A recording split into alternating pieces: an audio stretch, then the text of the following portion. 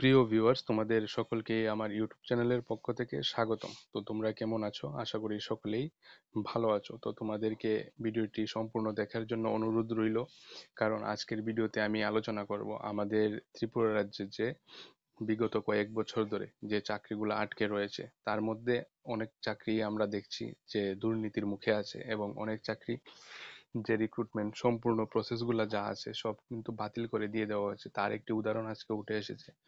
এটা সম্পর্কে তো আলোচনা করব, এবং সাথে করে আমাদের যে আজকের যে রিক্রুটমেন্ট প্রসেসটা বাতিল হয়েছে সেটা কিন্তু 2 বছর হয়ে গেছে, তার কোনো সারা শব্দ ছিল না, তারপর কিন্তু এটা বাতিল করে দিয়ে দেওয়া হয়েছে। আমাদের ত্রিপুরা রাজ্যে কিন্তু এমন আরো অনেক চাকরি আছে যেগুলা কিন্তু 2 বছরের থেকেও বেশি সময় ধরে কিন্তু আমাদের এই চাকরিগুলো আটকে রয়েছে। তো এই চাকরিগুলোর আগামী দিনে ভবিষ্যৎ কি, এইসব নিয়ে বিস্তারিত আলোচনা করব।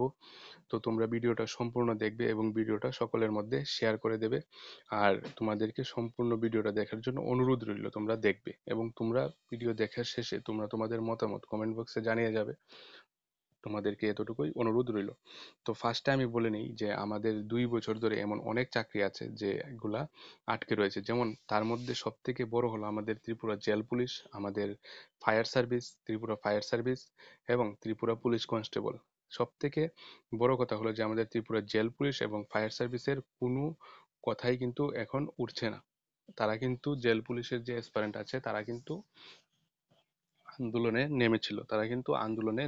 তারা কিন্তু তাদের যে দাবি ডেপুটেশন তারা দিয়েছিল, দাবিটুকু রেখেছিল যে তাদের যে নিয়োগ প্রক্রিয়া সেটা যাতে অতি সত্বর নিয়োগ করানো হয়। সেটাও কিন্তু 2022-এ বের হয়েছিল, তারপর কিন্তু তার কোনো সারা শব্দ নেই। সেই হিসাবে কিন্তু আমাদের ত্রিপুরা ফায়ার সার্ভিস অনেক আগে থেকেই বলা হয়েছে, ত্রিপুরা ফায়ার সার্ভিস 2018 আগে একবার নিয়োগ হয়েছিল, 2016-তে সম্ভবত এই ফায়ার সার্ভিস নিয়োগ হয়েছিল। তারপর থেকে ফায়ার সার্ভিসের কোনো নিয়োগ প্রক্রিয়া নেই। সেম জেল পুলিশও ছিল, নিয়োগ প্রক্রিয়া কিন্তু হয়নি আমাদের ত্রিপুরা রাজ্যে। তারপর একটা নিয়োগ প্রক্রিয়া বের হয়েছে 2022-এ ত্রিপুরা ফায়ার সার্ভিসের। সেই যে ফায়ার সার্ভিসের যে ফিজিক্যাল, সেই ফিজিক্যালের পরে তাদের যে বাকি পরীক্ষা বা অন্য কিছু, সেইগুলার যে কোনো সারা শব্দ নেই। আজকে প্রায় 2 থেকে আড়াই বছর হয়ে গেছে, সেই চাকরিগুলার যে বাকি প্রসেসগুলা একদম, মানে বলতে গেলে যে এগুলো একদম শূন্য, এগুলার কোনো সারা শব্দ নেই, একদম জড়ো অবস্থায় এগুলো আটকে রয়েছে।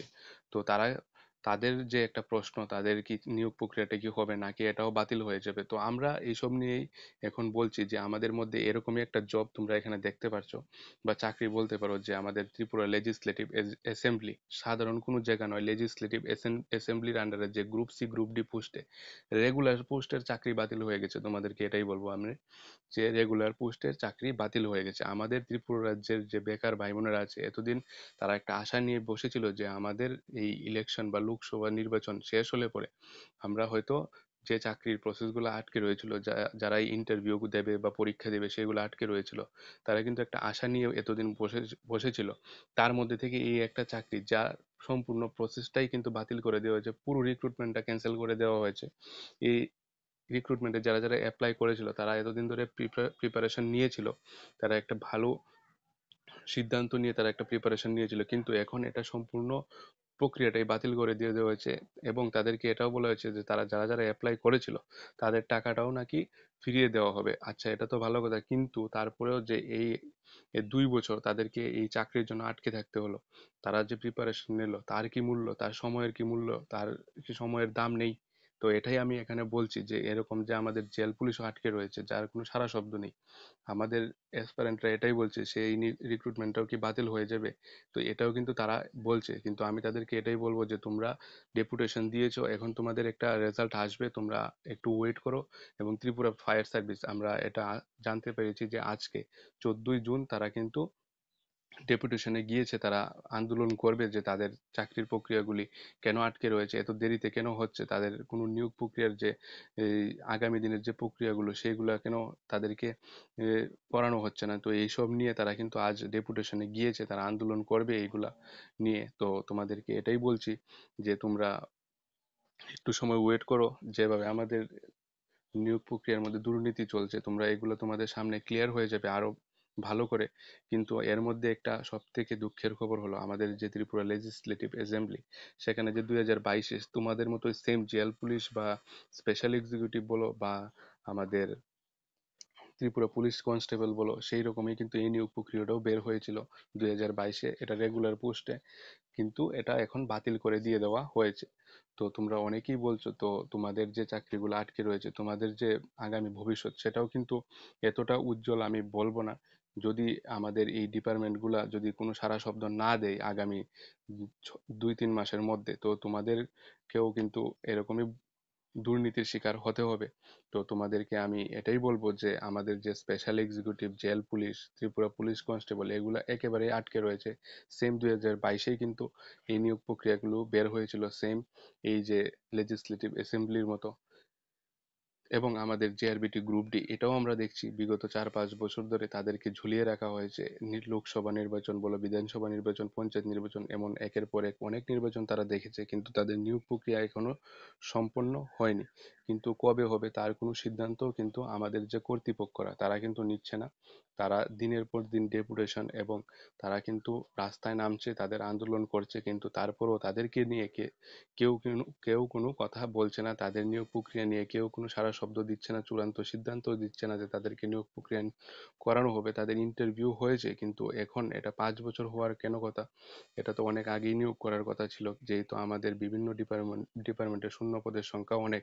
তো তাদের নিয়োগ প্রক্রিয়াটা সম্পূর্ণ করাটা অনেক আগেই ছিল, উচিত ছিল, কিন্তু এটা কিন্তু করা হয়নি। আর এরকম অনেক নিয়োগ প্রক্রিয়া যেগুলো আমাদেরকে বলা হয়েছিল যে অতি শীঘ্রই নিয়োগ করানো হবে, এর মধ্যে আমাদের স্পেশাল এক্সিকিউটিভ, যেটা আমাদের ত্রিপুরা আইন শৃঙ্খলার উপর বিশেষ করে এই নিয়োগ প্রক্রিয়াটা বের হয়েছিল, Tripura police constable, jail police, fire service, এইগুলো যে বের হয়েছিল, এইগুলোও কিন্তু এখন ঝুলে আছে। এইগুলোর ভবিষ্যৎ কি, এটাই এখন প্রশ্নের মুখে উঠে আছে। তো তোমাদেরকে এতটুকুই বলার যে আমাদের যে একের পর এক আমরা শুনতে পারছি যে আমাদের এক্সামগুলা বাতিল হচ্ছে, আমাদের রিক্রুটমেন্ট প্রসেস সম্পূর্ণ বাতিল হচ্ছে, আমাদের যে টিটি এডিসির যে এক্সামটা হওয়ার কথা ছিল 9 জুন, সেটার কিন্তু প্রশ্নপত্র যে আছে তার যে আনসার কি, সেটা কিন্তু লিক করে দেওয়া হয়েছে অ্যাসপারেন্টদের মধ্যে। তাদেরকে বিভ্রান্তির শিকার করা হয়েছে, কারণ তারা একদম এটা প্রিপারেশন করে একদম এক্সামের মুখে ছিল। তারা আগামী 9 জুন, সরি গত 9 জুন তারা কিন্তু পরীক্ষা দেওয়ার কথা ছিল। তো 8 তারিখ তাদেরকে জানানো হয়েছে যে তাদের প্রশ্নপত্রের যে আনসার কি সেটা লিক হয়ে গেছে। তো সেই জন্য তাদেরকে কিন্তু বিভ্রান্তির শিকার হতে হয়েছে, প্রতারণার শিকার হতে হয়েছে, দুর্নীতির শিকার হতে হয়েছে। তো সেই দিক দিয়ে কিন্তু তারা আরো পিছিয়ে গেছে। তাদের যে রিক্রুটমেন্ট প্রসেস গুলো আরো আগে হওয়ার কথা ছিল, সেইগুলা কিন্তু হয়নি। এবং আমরা অন্যান্য চাকরির কথাও এইরকমই বলবো যে সেই চাকরিগুলোও কিন্তু এখন পিছিয়ে যাচ্ছে দিনের পর দিন। আর 2 বছর, 3 বছর, 4 বছর হয়ে যাচ্ছে, কিন্তু নিয়োগ প্রক্রিয়া সম্পূর্ণ হচ্ছে না। এমন করে অনেক নিয়োগ প্রক্রিয়া কিন্তু বাতিলও হয়ে যাচ্ছে। তার মধ্যে একটা হলো আমাদের লেজিসলেটিভ অ্যাসেম্বলির সেক্রেটারিয়েট অফিসে যে আমাদের গ্রুপ সি গ্রুপ ডি পোস্টে নিয়োগ করানোর যে রিক্রুটমেন্ট যে প্রক্রিয়াটা ছিল, সেটা কিন্তু সম্পূর্ণরূপে কিন্তু বাতিল করে দিয়ে দেওয়া হয়েছে। তো তোমরা এগুলা উদাহরণ হিসাবে দেখতেই পারছো। তো তোমাদেরকে আর এখানে কি বলার আছে, তো তোমরা বুঝতেই পারছো সবকিছু, এখানে নতুন করে আর কিছু বলার নেই। আমি এই যে বাতিল হয়ে গেছে, তো কেন বাতিল হলো, তারা কিন্তু সাধারণ একটা কারণ দেখিয়ে তাদেরকে তাদের যে নিয়োগ প্রক্রিয়াটা সেটা বাতিল করে দিয়ে দিয়েছে। এবং আমাদের যে বেকার ভাই বোনদের, তাদেরকে কিন্তু আবারও বিভ্রান্তি শিকার বা প্রতারণার শিকার হতে হচ্ছে, একের পর এক প্রতারণার শিকার বা দুর্নীতির শিকার হতে হচ্ছে নিয়োগ প্রক্রিয়া নিয়ে। তোমরা বুঝতেই পারছো, যাতে তোমরা যারা যারা আছো, যে জেল পুলিশ, এই ফায়ার সার্ভিস, তোমাদের সাথে যাতে এমন না হয়, স্পেশাল এক্সিকিউটিভ বা ত্রিপুরা পুলিশ কনস্টেবল, তোমরা যারা যারা এইসব চাকরির অ্যাসপারেন্ট আছো, আমি এটাই প্রে করব যাতে তোমাদের সাথে এমন না হয়, তোমাদের নিয়োগ প্রক্রিয়া যাতে খুব সুন্দর মতন হয়ে যায় আগামী কয়েক মাসের মধ্যে, এটাই আমি আশা করব। তো এখান থেকে এটাই বলার যে আমাদের অনেক নিয়োগ প্রক্রিয়া কিন্তু এখন দুর্নীতির মুখে আছে। তো তোমরা সবাই এগিয়ে আসো যাতে তোমাদের নিয়োগ প্রক্রিয়াগুলো সঠিকভাবে সম্পন্ন হয়ে যায়। তোমরা সবাই এগিয়ে আসলে এই নিয়োগ প্রক্রিয়াগুলো সম্পন্ন হয়ে যাবে। এতটুকুই বলার। এখান থেকে তোমরা আশা করি ভিডিওটা সম্পূর্ণ দেখেছো, তোমাদের কেমন লেগেছে তোমরা কমেন্ট করে জানাবে। এবং এই নিয়োগ প্রক্রিয়াগুলি সম্পর্কে, আমাদের যে এই নিয়োগ প্রক্রিয়াগুলো আটকে রয়েছে, যেগুলো এখনো বাতিল হয়নি, সেই নিয়োগ প্রক্রিয়া সম্পর্কে তোমাদের কি মতামত তোমরা কমেন্ট বক্সে জানাবে। তোমাদেরকে এতটুকুই বলার। এবং ভিডিওটা শেয়ার করবে সকলের মধ্যে, যে এরকম নিয়োগ প্রক্রিয়া বাতিল হয়ে যাচ্ছে, একের পর এক দুর্নীতির শিকার হচ্ছে, সকলের জানাটা একান্তই প্রয়োজন।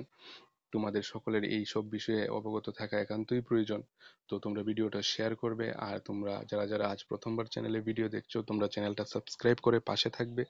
তোমরা প্রতিদিন এরকম গুরুত্বপূর্ণ তথ্য পাওয়ার জন্য আমার পাশে থাকবে। আমি তোমাদের জন্য প্রতিদিন এরকম ভালো ও গুরুত্বপূর্ণ তথ্য নিয়ে আসবো বা নিয়ে আসার চেষ্টা করব।